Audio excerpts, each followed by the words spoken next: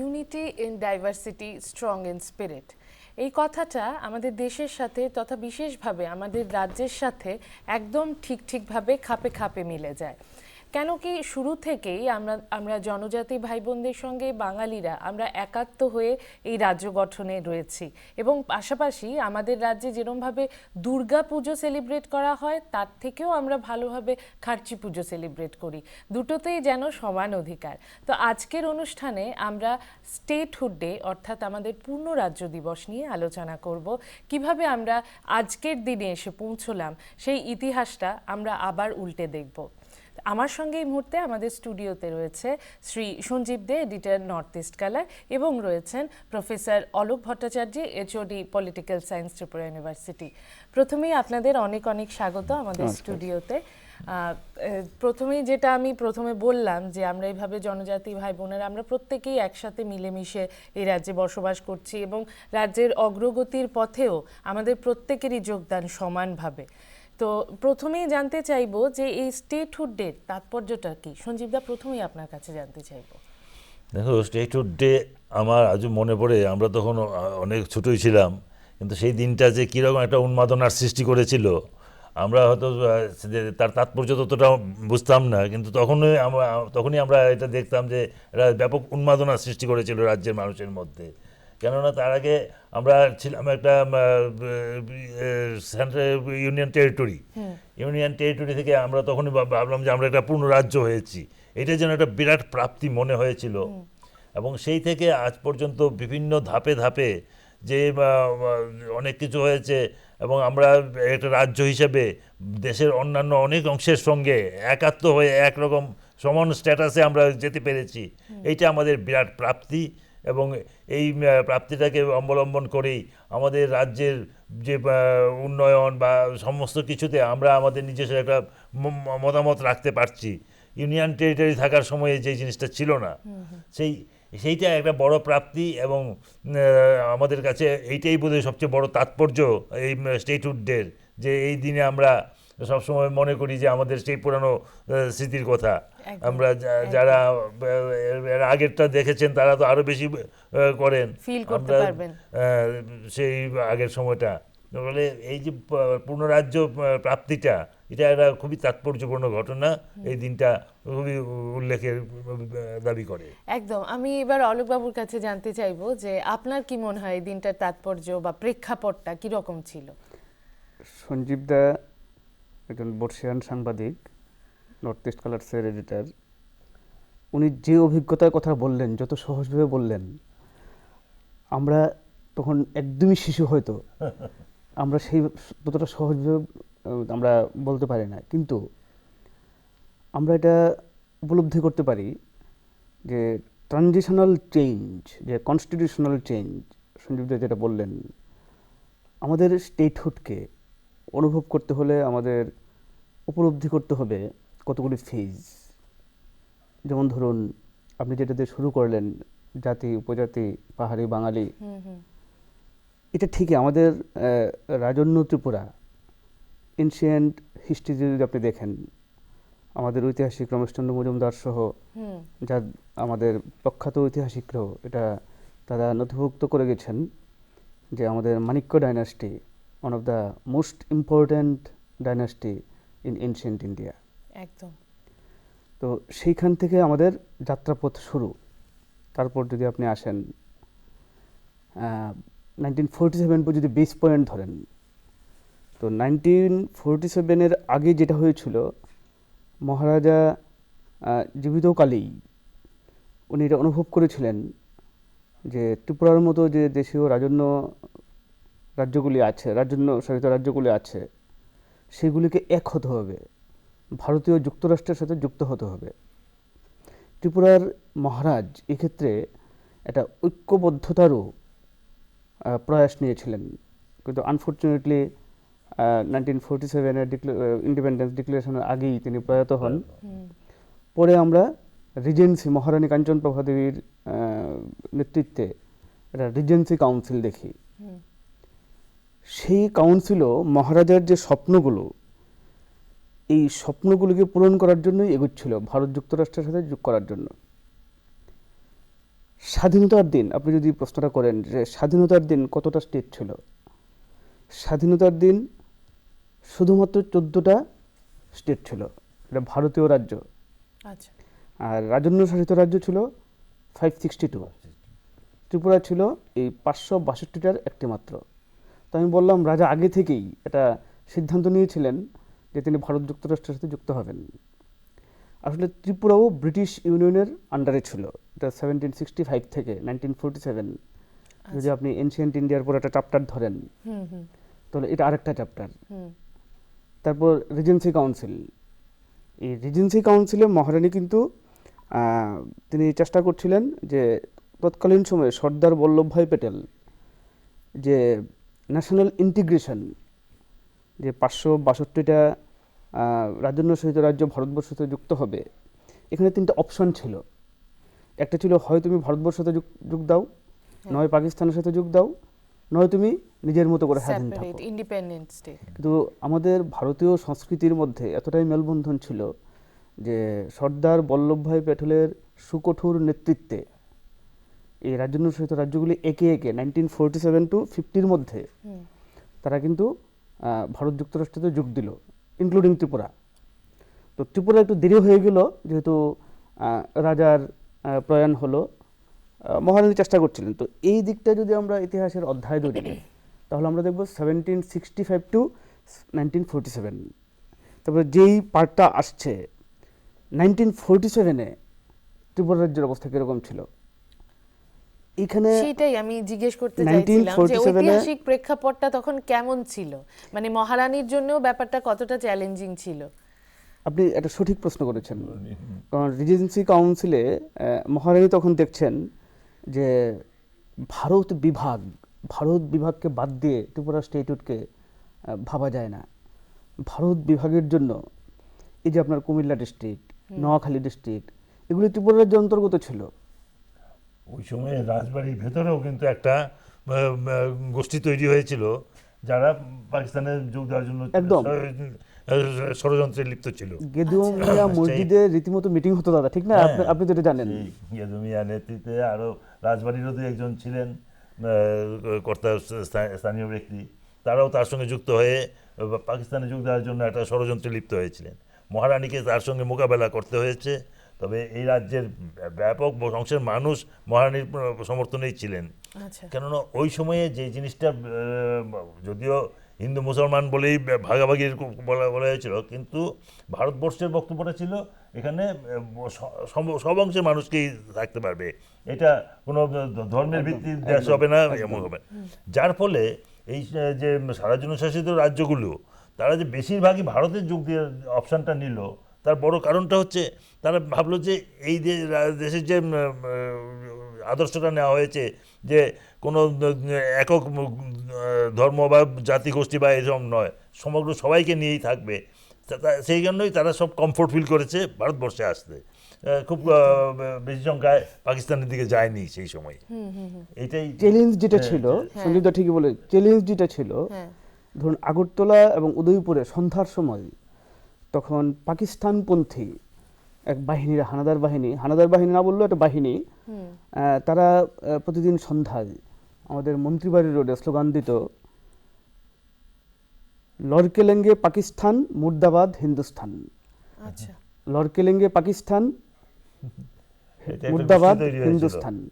এই স্লোগানে সারা রাজ্যের মানুষের মধ্যে একটা ভয় সৃষ্টি হয়ে গেছিল। তারপর ওই সময়ে রাজপরিবারের আভ্যন্তরীণ বিষয়গুলো কত ছিল, রাজপরিবার মধ্যে সঞ্জীব যারা বললেন, রাজপরিবারের কেউ কেউ এই পক্ষে ছিলেন। তো আর্থিকভাবেও তখন রাজপরিবারের মধ্যে অনেক ঘাটতি ছিল। তো এই সব মিলিয়ে মহারানীর কাছে একটা চ্যালেঞ্জ ছিল। একদিকে মহারাজা বীর বিক্রমের স্বপ্ন ভারত যুক্তরাষ্ট্রে যুক্ত হবে, আর সমকালীন পরিস্থিতি, এই পরিস্থিতিতে মহারানী কিন্তু মার্জার এগ্রিমেন্টের দিকে অগ্রসর হলেন।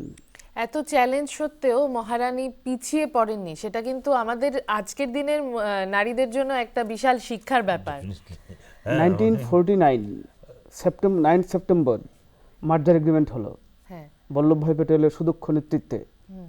এটা কার্যকরী হলো অক্টোবর মাসে, 15 অক্টোবর। এরপরই সঞ্জীবদা আমাদের সি ক্যাটাগরি স্টেট মার্জার এগ্রিমেন্টের পরে, এটা 1950 থেকে 56 পর্যন্ত আমরা তখন সি ক্যাটাগরি স্টেটে ছিলাম। মানে সি ক্যাটাগরি ইউনিয়ন টেরিটরি আর তাৎপর্যটা কি, কি? আচ্ছা, ইউনিয়ন ইউনিয়ন টেরিটরি, কেন্দ্রশাসিত অঞ্চল। আমাদের নিজস্ব কোনো একটা বিধানসভা ছিল, কিন্তু এটার ততটা ক্ষমতা ছিল না কিছুই। টেরিটোরিয়াল কাউন্সিল হয়ে গেছে। টেরিটোরিয়াল কাউন্সিলটা পরেও হয়েছে। হ্যাঁ। সি ক্যাটাগরিটার আপনি যেটা বললেন, এটা চিফ কমিশনার ছিল ব্রিটিশের, মানে দেশের পক্ষ থেকে তিনি অ্যাডভাইজারি শাসন কাউন্সিল করতেন। ছিল। তারপর সেখানে এই যে ডেভেলপমেন্টটা সঞ্জীব দা যেটা থেকে শুরু করেছিলেন, যে এটা একটা ট্রানজিশন, একটা কনস্টিটিউশনাল ডেভেলপমেন্ট। এই যে দেখুন সি ক্যাটাগরিতে আমরা প্রথম পেলাম কি, যে ভারতবর্ষের সরকার, ভারতবর্ষের সংবিধান দ্বারা আমরা পরিচালিত হচ্ছে, একজন চিফ কমিশনার ত্রিপুরা রাজ্যকে আপনার শাসন করবেন। আচ্ছা, এর সাথে থাকবেন একটা অ্যাডভাইজারি কাউন্সিল। তো ইটস এ স্টেপ। আমরা আগে ব্রিটিশ ইউনিয়নের আন্ডারে ছিলাম, এখন গভর্নমেন্ট অফ ইন্ডিয়ার আমরা আন্ডারে হলাম। আমরা পূর্ণ গণতন্ত্র পাইনি, কিন্তু ইটস এ স্টেপ। এরপরে আপনার দাদা যেটা বললেন, টেরিটোরিয়াল কাউন্সিল, 30 সদস্য বিশিষ্ট প্রথম টেরিটোরিয়াল অ্যাডভাইজারি কাউন্সিল হলো। মহারানীকে নিয়ে অ্যাডভাইজারি কাউন্সিল, মহারানীকে নিয়ে নয়, অ্যাডভাইজারি কাউন্সিল হলো সচিন সিংকে নিয়ে, সুকুমার সেনগুপ্তকে নিয়ে। সুকুমার সেনগুপ্ত আর মন্ত্রী ছিলেন, অ্যাডভাইজার যিনি ছিলেন, আরো দুজন ছিলেন, তাদেরকে নিয়ে হলো আপনার অ্যাডভাইজারি কাউন্সিল। তো অ্যাডভাইজারি কাউন্সিল তখন কি করতো, রাজ্যসভার একজন এমপি মনোনয়ন করতে পারতো অ্যাডভাইজারি কাউন্সিলের। টেরিটরি কাউন্সিল 30 জনের একটা 30 জনের ইলেকশন হলো। হ্যাঁ, পরে যখন 30 জনের একটা ইলেকশন হলো, আমাদের বিধানসভা ইলেকশনের মতো 30 জন কনস্টিটিউয়েন্সি থেকে 30 জন। তাদের একটাই কাজ ছিল যে তারা রাজ্যসভার একজন প্রতিনিধি নির্বাচন করবেন। তাদের একটাই কাজ ছিল এই কাউন্সিলে। তো দেখুন টেরিটোরিয়াল কাউন্সিল হওয়ার পর আমাদের কনস্টিটিউশনাল ডেভেলপমেন্টটা কি হলো, আমরা সেলফ গভর্নেন্স পেলাম।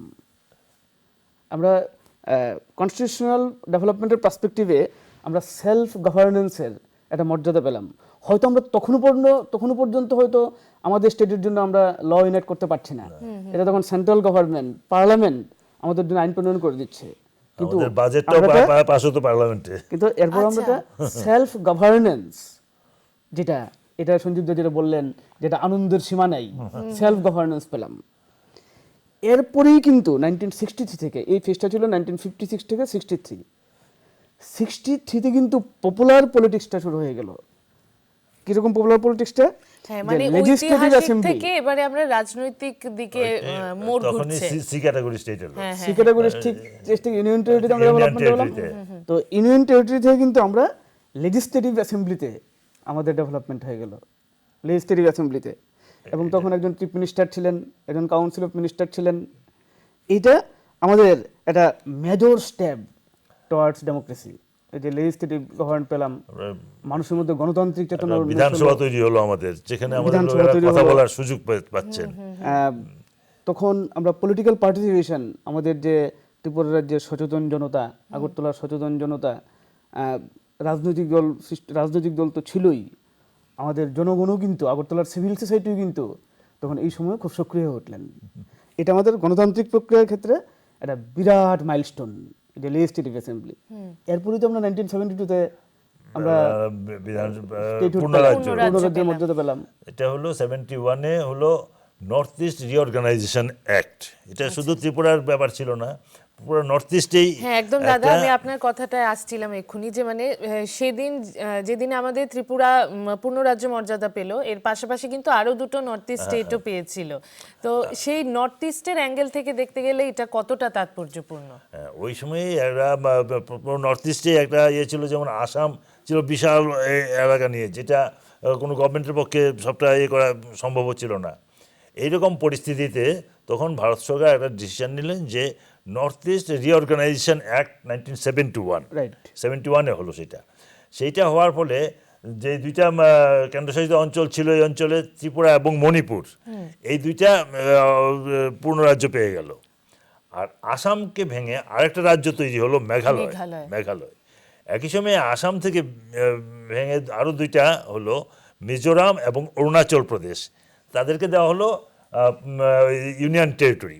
আচ্ছা, তৎকালে এই যে অরুণাচল প্রদেশ এখনো কত বড়, এই সবটা এবং মিজোরাম, মেঘালয় সবটা নিয়ে ছিল আসাম, বুঝতেই পারছো যে মানে বিশাল এত বড় বিষয়, কত বড় এলাকা ছিল, সেটা একটা সরকারের পক্ষে সব দিকে এ করা সম্ভব ছিল না। কেননা এর মধ্যে নানান রকম জাত পাত বিভিন্ন রকম Disturbance ছিল। ডিস্টারবেন্সের এত বিভাজন যে একটাকে সরকারের পক্ষে সবটা নজর রাখা সম্ভব হচ্ছিল না। তার জন্যই এই বিভাজনটা আনা হয়েছিল। এবং এই অরুণাচল প্রদেশটাকে তখন বলা হতো Frontier, north east North East frontier Frontier। Agency, NEFA, north east frontier agency বলা হতো তখন। তো এই নেফাটাকে এখন অরুণাচল প্রদেশ করে নতুন প্রথমে ইউনিয়ন টেরিটরি মিজোরাম এবং ইয়েকে পরে ইয়ে হয়েছে। ওই সময় ওইটা করতে গিয়ে নাগাল্যান্ডের সঙ্গে আসামের বর্ডারটা কিছুটা ডিমার্কেট করতে হয়েছিল। আচ্ছা, এইভাবে এই পরিস্থিতিতেই 1971-এ ইয়ে হলো। ওই সময়ই আরও একটা জিনিস হলো, সেটা হলো যে এই নর্থ ইস্টে এখন ছোটো ছোটো অনেকগুলি রাজ্য হয়ে গেলো, 7টা স্টেট হয়ে গেল, বলা হলো 7 সিস্টার। Seven sisters. এই 7 সিস্টার্সের মধ্যে যাতে একটা কোঅর্ডিনেশন হয়, তার জন্য আরও একটা আইন প্রণয়ন হলো, সেটা হলো নর্থ ইস্ট কাউন্সিল অ্যাক্ট। একই সময়ে সেই এনইসি এখন যেটা, যার হেডকোয়ার্টারটা শিলংয়ে, শিলংয়ে, এই এনইসির মাধ্যমে পুরো অঞ্চলের একটা ডেভেলপমেন্টাল স্কিম পরিকল্পনা তৈরি হয় এবং এইটা হয়। ওই সময়ে এই সবটা একসঙ্গেই হয়েছিল। এবং তার পরিপ্রেক্ষিতেই 21শে জানুয়ারি 72-তে ত্রিপুরা এবং মণিপুর, মেঘালয় সবাই একসঙ্গে পূর্ণরাজ্য পেয়ে যায়। খুব ইন্টারেস্টিং এখানে, খুব ইন্টারেস্টিং এখানে আসাম কিন্তু ব্রিটিশ প্রভিন্স ছিল। আচ্ছা, যে আমি আপনাকে শুরুতেই বলেছিলাম যে 14টা স্টেট ছিল, তারপর বাকি 562টা স্টেট আস্তে আস্তে ইন্টিগ্রেট হলো।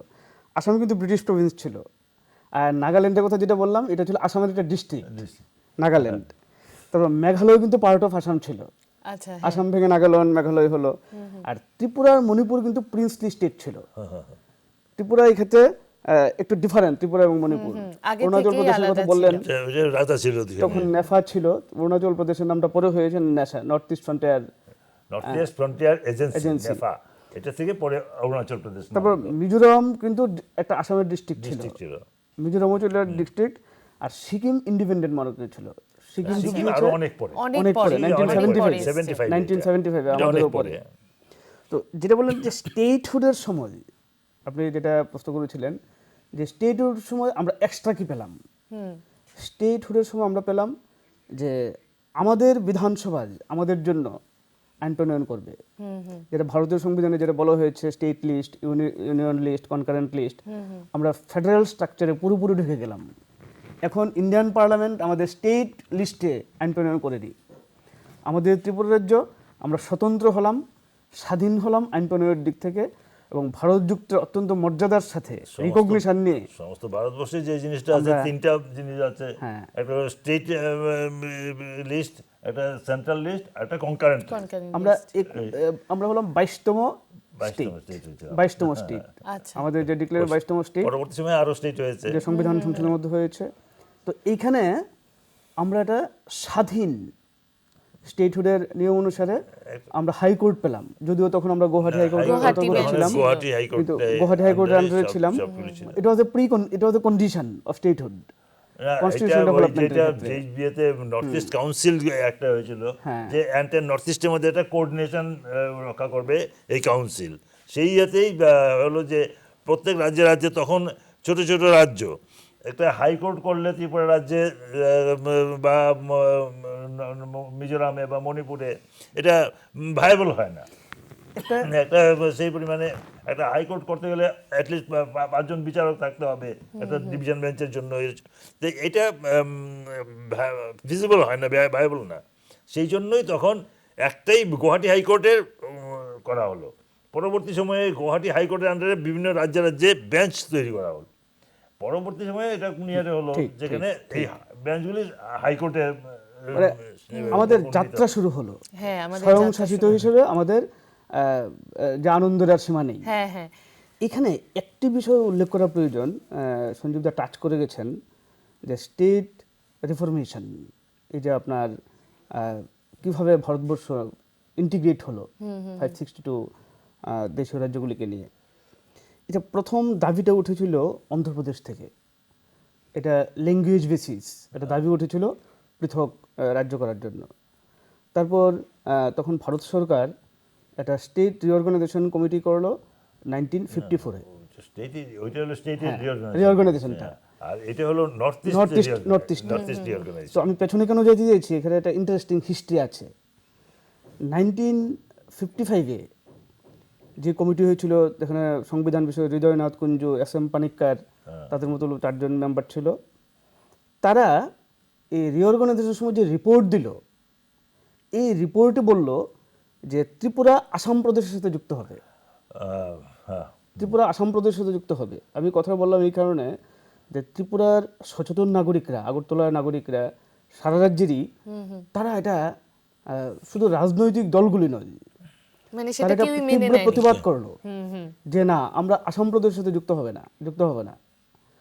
ভারত সরকার ত্রিপুরাবাসীর এই গণতান্ত্রিক আন্দোলনকে তারা মেনে নিল। এটা ত্রিপুরাবাসীর জয়। একদম। একটা নির্দিষ্ট রাজনৈতিক দলের মধ্যে মতপার্থক্য ছিল।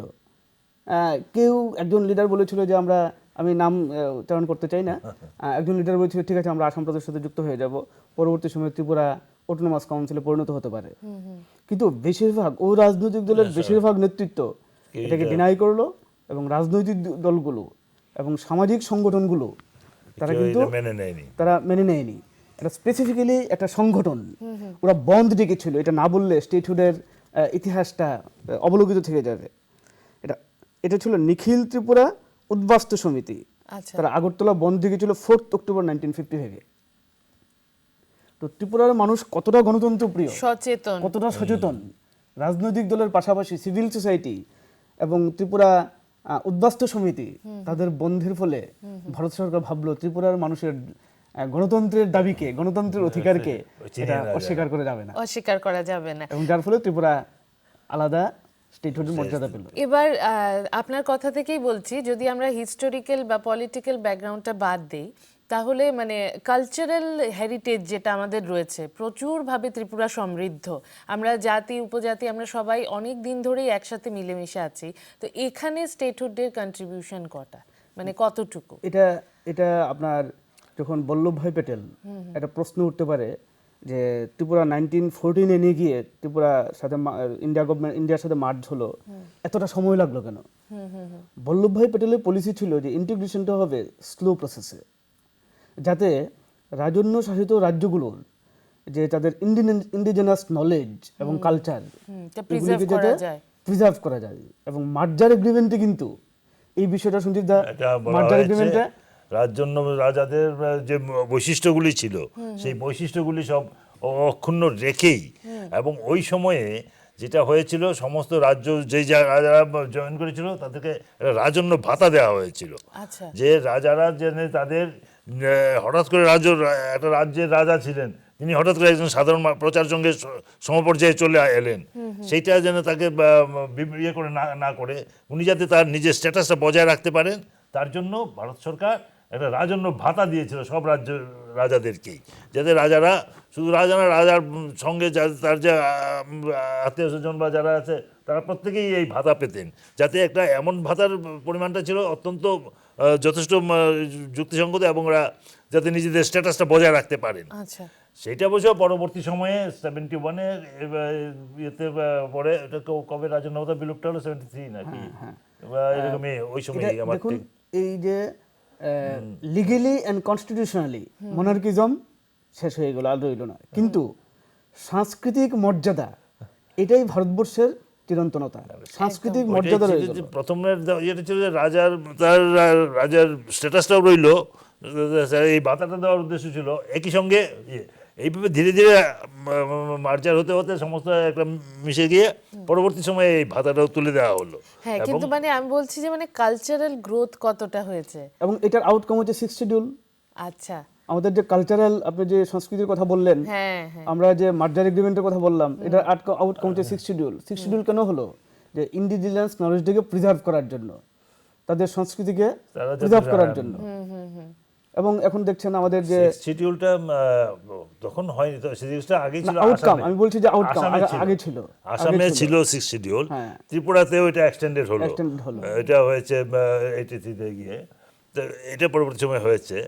আর মানে প্রতিটা জাতি গোষ্ঠীর ইয়ে করে আলাদাভাবে আমাদের সংস্কৃতি রক্ষার জন্য বিভিন্ন রাজ্য সরকারগুলি এই রাজ্যে পূর্ণ রাজ্য হওয়ার ফলে এই একটা বড় সুবিধা, এই রাজ্যের সরকারগুলি এই সমস্ত বিষয়গুলি দেখাশোনা করতে পেরেছে।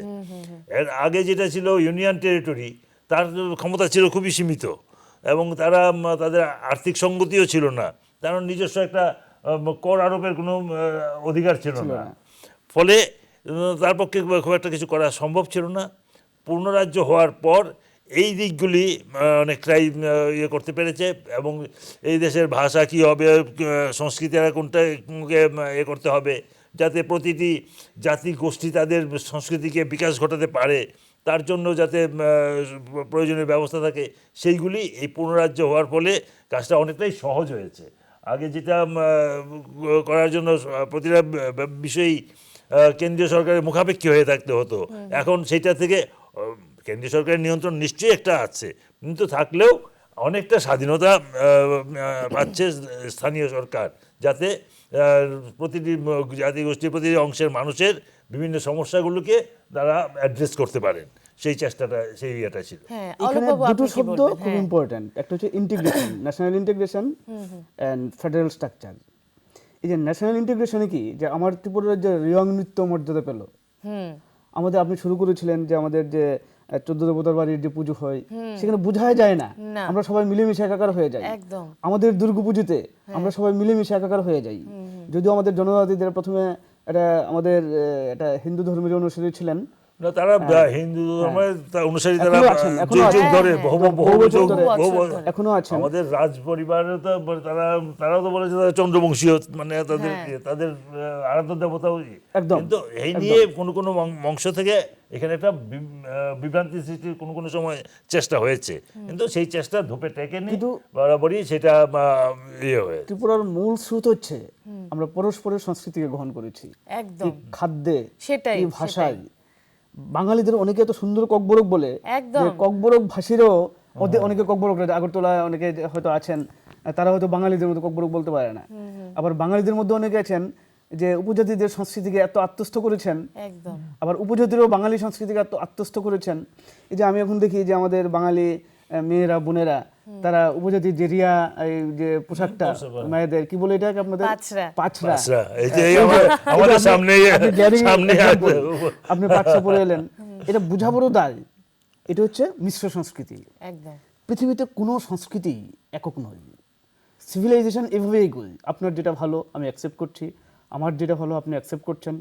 এবং ত্রিপুরা রাজ্য দেখা গেল যে আমাদের যে ইন্ডিজিনাস কালচার, এটাকে এই স্টেটহুড হওয়াতে আমরা এটা সাংস্কৃতিক আদান প্রদান পেলাম, অনেকটা বেড়েছে। এটা হচ্ছে তাতে আরো আমাদের হেরিটেজ আরো বেশি সমৃদ্ধ হলো। এটা হচ্ছে ন্যাশনাল ইন্টিগ্রেশন। আর ফেডারেল স্ট্রাকচার, ফেডারেলিজমের ডিফারেন্ট হিস্ট্রি রয়েছে আমাদের দেশে। যদি ফেডারেলিজমটা আমরা আমেরিকা থেকে গ্রহণ করেছি, কিন্তু আমাদের ফেডারেলিজমটা অনেকটা কালচারাল বেসিস। আমাদের দেখুন নানা ভাষা, নানা মত, নানা পরিধান, বিবিধের মাঝে দেখো মিলন মহান। আমরা এই নর্থ ইস্ট স্টেটের মধ্যেই আমরা ডিফারেন্ট কালচার রয়েছে, সারা দেশের সাথে আমাদের ডিফারেন্ট কালচার রয়েছে, ল্যাঙ্গুয়েজের ডিফারেন্ট আপনার বিভিন্ন ভাষা রয়েছে। এরপরও ফেডারেল স্ট্রাকচারে আমরা বুঝলাম যে অন্য স্টেটগুলির মতো আমিও স্টেট লিস্টে আমি আইন প্রণয়ন করতে পারি, যে আইন দ্বারা আমি চলবো। ইউনিয়ন লিস্টে যে আইন প্রণয়ন হবে সেটা সারা ভারতের জন্য প্রযোজ্য। কিছু শিক্ষা সংক্রান্ত কিছু বিষয় রয়ে গেল concurrent list. Tripura became the essential part of India, that is Bharat. এই আমাদের যে ইউনিফিকেশন বা ইন্টিগ্রেশন যাই বলো, সেই ক্ষেত্রে বিভিন্ন সময়ে যে চ্যালেঞ্জও এসেছে, বিভিন্ন রকম চ্যালেঞ্জ। আমি এক্ষুনি সেটাই বলতাম যে আপনি যে বললেন এই ইন্টিগ্রেশন বলুন বা আমাদের সংস্কৃতি যে সমৃদ্ধ হলো, এই পথটা নিশ্চয়ই এতটা মসৃণ ছিল না। চ্যালেঞ্জেস তখনও হয়তো ছিল, এখনো আমরা দেখতে পাই। সে কি চ্যালেঞ্জেস আমরা মোটামুটি মুখোমুখি হতে হয়েছে আমাদেরকে? আমরা বিভিন্ন সময়ে বিভিন্ন রকম চ্যালেঞ্জ এসছে, তার মধ্যে 50-তে যখন নাকি 49-এ আমাদের মার্জারের পরপরই একটা সৃষ্টি হলো, কোনো জায়গায় একটা বিদ্রোহ করার চেষ্টা হলো, রাজার যে সৈন্যবাহিনী ছিল তার মধ্যে একটা বিদ্রোহ সৃষ্টি করা হলো। যাই হোক, সেখানে তখন সেগুলিকে নিয়ন্ত্রণ করা গেছে। তার পরবর্তী সময়ে আবার 1980 সালের পর আবার একটা বড় চ্যালেঞ্জ এসে গেল, যেখানে স্বাধীন ত্রিপুরার ডাক উঠলো এবং সেখানে সন্ত্রাসবাদ মাথাচাড়া দিল। বিভিন্ন অস্ত্রশস্ত্র নিয়ে তারা ময়দানে নেমে গেল, লড়াই করতে লাগলো। আমাদের প্রচুর পুলিশ বা আমাদের নিরাপত্তা বাহিনীর লোকজনকে তারা হত্যা করেছে। এই আমাদের সাধারণ মানুষকে হত্যা করেছে, গ্রামে উজাড় করে দিয়েছে হামলা করে। এই সময়ে দেশের গণতন্ত্রকে রক্ষা করা যাবে কিনা, দেশের রাজ্যের স্বাধীনতাকে রক্ষা করা যাবে কিনা, এইটা একটা বড় চ্যালেঞ্জ হয়ে দেখা দিয়েছিল। যাই হোক, আমাদের দেশের সরকার বা আমাদের রাজ্যের সরকার তখন এই পূর্ণ ক্ষমতাসম্পন্ন সরকার থাকার ফলেই সরকার এই ব্যাপারে একটা কঠোর সিদ্ধান্ত নিতে পেরেছে এবং এর সঙ্গে যাতে সাধারণ মানুষের মধ্যে যে তাদের যে চাহিদা, সেই চাহিদাটাকে অক্ষুণ্ণ রেখে মানবাধিকার লঙ্ঘন না করে এই স্বাধীনতাটাকে রক্ষা করা যায়, তার জন্য সরকার বিভিন্ন ব্যবস্থা নিয়েছেন এবং তার ফলেই আজকে এই চ্যালেঞ্জগুলি আমরা করতে আসতে পেরেছি। এই এখনকার সময়ে এসেও আমরা আবার আরেক নতুন ধরনের একটা চ্যালেঞ্জের মুখে পড়েছি, যেটা আমাদের বহিঃশত্রুর দিক থেকে আমাদের দেশের বাইরে থেকে নানাভাবে আমাদেরকে করার চেষ্টা হচ্ছে। বলা হচ্ছে যে নর্থ ইস্টকে নাকি সেপারেট করে দেবে। আশা করি আমরা এই চ্যালেঞ্জও মোকাবিলা করে জিতে যাব।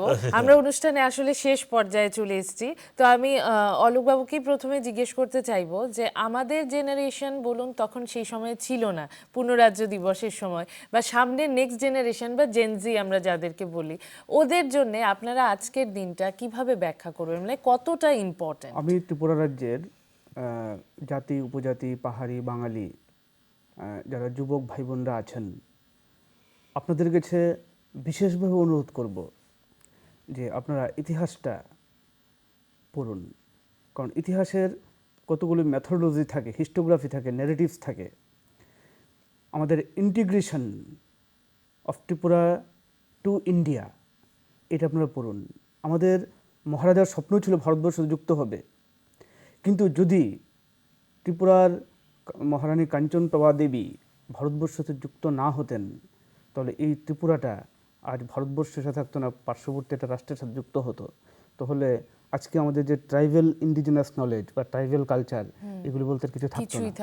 এই ইতিহাসটা আমাদের পড়তে হবে। কাঞ্চনপ্রভা দেবী আজকে পূর্ণরাজ্য দিবসে স্যাডব্যাক কিছু মনে করতে চাই না, কিন্তু আমাদের যে চাকলা রোশনাবাদ, এটাকে আমরা হারিয়েছি।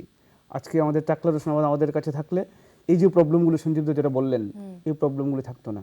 আমি রাজ্যের সকল অংশের ভাই বোনদের কাছে অনুরোধ করব, চাকলা রোশনাবাদ যেখানে মহারাজার এসেনশিয়াল পার্ট ছিল, ত্রিপুরা ছিল প্লেনল্যান্ড অ্যান্ড হিলি ল্যান্ড, এই চাকলা রোশনাবাদটা এটা প্লেনল্যান্ডের অন্তর্গত ছিল।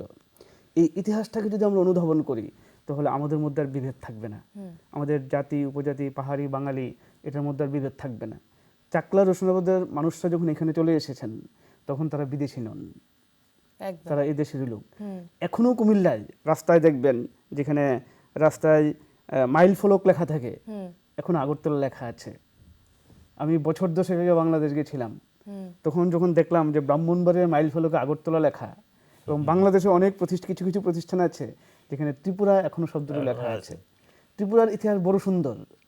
ত্রিপুরা আজকে আমাদের 10,600 সামথিং স্কোয়ার কিলোমিটার। ত্রিপুরা একসময় 75,000 স্কোয়ার কিলোমিটার বেশি ছিল। ত্রিপুরার সীমান্ত কাছাড় পর্যন্ত ছিল। ত্রিপুরার সীমান্ত আসাম প্রদেশের বরং কিছু কিছু অংশ একসময় ত্রিপুরা রাজ্যের অন্তর্গত ছিল, মায়ানমারের দিকটাই ছিল। আমাদের বে অফ বেঙ্গল ছিল, আমাদের চট্টগ্রাম, নোয়াখালী, এগুলি আমাদের ত্রিপুরার এসেনশিয়াল পার্ট ছিল। চট্টগ্রাম কুমিল্লাকে আলাদা করা যায় না। কুমিল্লা থেকে আসলে বিদেশি, চট্টগ্রাম থেকে আসলে বিদেশি নয়। চট্টগ্রাম ভাইয়েরও আমাদের ত্রিপুরার লোক, আমাদের ব্রাহ্মণবাড়িয়ার লোকেরা, আমাদের কুমিল্লার লোকেরও আমাদেরই লোক। আমরা শুধু পূর্ব ঘর থেকে পশ্চিম ঘরে, পশ্চিম ঘর থেকে পূর্ব ঘরে আমরা ঘরটাকে স্থানান্তর করেছি। এই ইতিহাসটা যদি আমরা বুঝতে পারি, তাহলে আমাদের ত্রিপুরা স্টেটহুডের যে দীর্ঘ গণতান্ত্রিক আন্দোলন, দীর্ঘ গণতান্ত্রিক সংগ্রাম, বিশেষ করে 1955-এ যে স্টেটস রিঅর্গানাইজেশন কমিটি হয়েছিল, তাদের যে সুপারিশ ছিল ত্রিপুরাকে আসাম প্রদেশে যুক্ত করে দেওয়া, তাহলেও আমরা দ্বিতীয়বারের মতো ত্রিপুরার স্বতন্ত্রতা হারাতাম। ত্রিপুরার মানুষের জন্য বাঙালিদের ভূমিকা আছে, উপজাতিদের ভূমিকা আছে, সকলের সম্মিলিত প্রচেষ্টায় ত্রিপুরা আজকে স্টেটহুড। এই ইতিহাসটাকে আমাদের মনে রাখতে হবে। আমি সঞ্জীবদার কাছেও সেম কোশ্চেনটাই জিজ্ঞেস করব, কারণ আমাদের কাছে আর বেশি সময় নেই। তো এই প্রশ্নটাই বলবো যে আপনারা মানে কি বলতে চান আপনি, যে আমাদের ভবিষ্যৎ প্রজন্মের জন্য আজকের দিনটা তাৎপর্য কি, বা আজ থেকে আরও ধরুন 10 বছর 20 বছর পরে যারা আমাদের জায়গায় আসবে ওরা কিভাবে আজকের দিনটাকে দেখবে? দেখো, আমাদের সংবিধান প্রণেতারা সংবিধান তৈরির সময়ই একটা স্লোগান তুলেছিলেন, ইউনিটি ইন ডাইভার্সিটি। ভারতবর্ষের প্রাণটা ওইখানেই সীমাবদ্ধ। ভারতবর্ষে এত জাত বা ধর্ম, বর্ণ, ভাষা পৃথিবীর আর কোথাও তুমি পাবে না। সুতরাং এই সবটা মিলিয়ে একসঙ্গে রেখেছি। এবং তার ফলে আজ যে আমরা যদি ত্রিপুরার কথা বলি, এই যে কথা বলছিল একটু আগে যে চাকলা রোশনাবাদ বা ইত্যাদি, যে যদি আজকে আমরা পাকিস্তানের সঙ্গে যুক্ত হয়ে যেতাম তাহলে আমরা আমাদের সংস্কৃতি রাখতে পারতাম কি না, তার সবচেয়ে বড় দৃষ্টান্ত হচ্ছে পার্বত্য চট্টগ্রাম। যেই অংশটা তখন ভারতবর্ষে যে আসার কথা ছিল, কিন্তু যে কোনো কারণেই হোক সেটা চলে গেছে পাকিস্তানে। সেইখানে তাদের যে উপজাতি ভাই বোনেরা আছেন, তাদের নিজেদের সংস্কৃতি রক্ষা করা তাদের পক্ষে অসম্ভব হয়ে দাঁড়িয়েছে। তাদের সংস্কৃতি দূরের কথা, তাদের জায়গা জমি সম্পত্তি তারা রাখতে পারছেন না। সেই তুলনায় ত্রিপুরায় যারা আছে, ভারতবর্ষে যারা রয়েছে, তারা কতটা নিজেদেরকে অ্যাসার্ট করতে পারছেন। তাদের রাজনৈতিকভাবে হোক, সাংস্কৃতিকভাবে হোক, সব ক্ষেত্রেই তাদের নিজস্ব একটা ভয়েস রয়েছে। এই যে পরিস্থিতিটা, এইটা যাতে আগামী দিনে আরও বেশি প্রসারিত হয়, আরও সামনের দিকে চলতে পারে, সেই দিকে জন্য একটা অত্যন্ত আধুনিক দৃষ্টিভঙ্গি নিয়ে এখন বিভিন্ন মহলে, যে আগেও আমি একবার বলেছি যে একটা বিভিন্ন চেষ্টা চলছে বিভ্রান্তি সৃষ্টির জন্য। সেই বিভ্রান্তির ফাঁদে যেন কেউ পা না দেই, আমরা সবাই ঐক্যবদ্ধভাবে সামনের দিকে এগিয়ে যেতে পারি। সেই জন্য আগামী প্রজন্ম যারা আসছেন, জেন জি যারা বললে, তাদেরকে এই ব্যাপারে আরও বেশি সচেতন হতে হবে। এবং আমাদের শিক্ষা ব্যবস্থা ইত্যাদির ক্ষেত্রেও আমরা একটা পরিবর্তন আনার চেষ্টা হচ্ছে আমাদের দেশে, যাতে আমরা আমাদের নিজেদের অন্তরটাকে আমরা আরও বেশি ভালো করে চিনতে পারি। সেই দিকটা হলে আমরা আশা করি ভারতবর্ষ আগামী দিনে আরও বেশি অনেক শক্তিশালী হবে। ইতিমধ্যেই বিশ্বের 4র্থ বৃহত্তম অর্থনীতি হয়েছে, এবং ভারতবর্ষ সেই ক্ষেত্রে আমাদের ত্রিপুরার মানুষেরও একটা অবদান থাকবে। ত্রিপুরাকে ঘিরে আমাদের সরকার, দেশের জাতীয় সরকারই এই অঞ্চলটাকে নিয়ে একটা পূর্বোত্তরকে একসঙ্গে করে একটা বড় স্বপ্ন দেখছেন। সেই স্বপ্ন যাতে আমরা সফল করতে পারি, তার জন্য আমাদের ঐক্যবদ্ধ দৃঢ়তাই সবচেয়ে বড় জরুরি। এবং Tripura is the gateway of north act east policy. Bharat সরকারের যেটা মূল policy, act east policy, Tripura হচ্ছে গেটওয়ে। বাংলাদেশের রাজনৈতিকভাবে একটু বাংলাদেশ বিচ্ছিন্ন হয়ে আছে বলে এটা হচ্ছে না, কিন্তু আমরা আশা করি বাংলাদেশের নির্বাচিত গণতান্ত্রিক সরকার হলে সম্পর্ক তাড়াতাড়ি আবার আমাদের মূল স্রোতে ফিরে আসবো। তো অসংখ্য ধন্যবাদ আপনাদের দুজনকে, সঞ্জীব দা এবং অলোক বাবু। আপনারা আপনাদের মূল্যবান সময় আমাদের দিয়েছেন এবং আমার দর্শক বন্ধুদেরকে এত ইম্পর্টেন্ট তথ্য তুলে ধরার জন্য, যেগুলো আমরা অনেকেই জানতাম না, সেগুলো আজকে আমরা জানতে পারলাম। আবারও ধন্যবাদ আপনাদের। আপনাকেও ধন্যবাদ। আমাদের অনুষ্ঠান প্রায় শেষের পথে। আজকের অনুষ্ঠানে নিশ্চয়ই আমি জানি আপনারা অনেক কিছু নতুন জানতে পেরেছেন, যেটা শুধু ইতিহাসের পাতাতেই অমর হয়ে রয়নি, আমাদের মনেও রয়েছে। যারা তখনকার ছিলেন, যারা এখন আছেন, তারা আমরা প্রত্যেকেই যেন এই ইমোশনটা সঙ্গে রাখি এবং খেয়াল রাখি যে এটা আমাদের রাজ্য, তবেই কিন্তু পূর্ণাঙ্গ রাজ্য সম্পূর্ণভাবে মর্যাদা পাবে। ইউনিটি ইন ডাইভার্সিটি যেটা বললেন দাদারা, এই কথাটাকেই আমি আবারও বলতে চাই। শুধু ভারতবর্ষের নয়, আমাদের রাজ্যের নয়, আমাদের প্রত্যেকের মধ্যেই এই কথাটা যেন সঠিকভাবে থাকে। তাহলেই আজকের দিনটাকে বা এই পূর্ণাঙ্গ রাজ্য দিবস বা স্টেটহুড ডে যেটাই আপনারা বলুন না কেন, সেটাকে সঠিকভাবে সম্মান জানাতে পারবো। আপনারা প্রত্যেকেই ভালো থাকবেন। আমাদের অনুষ্ঠান আজকে এখানেই শেষ করছি। সকলে ভালো থাকুন, সুস্থ থাকুন। নমস্কার।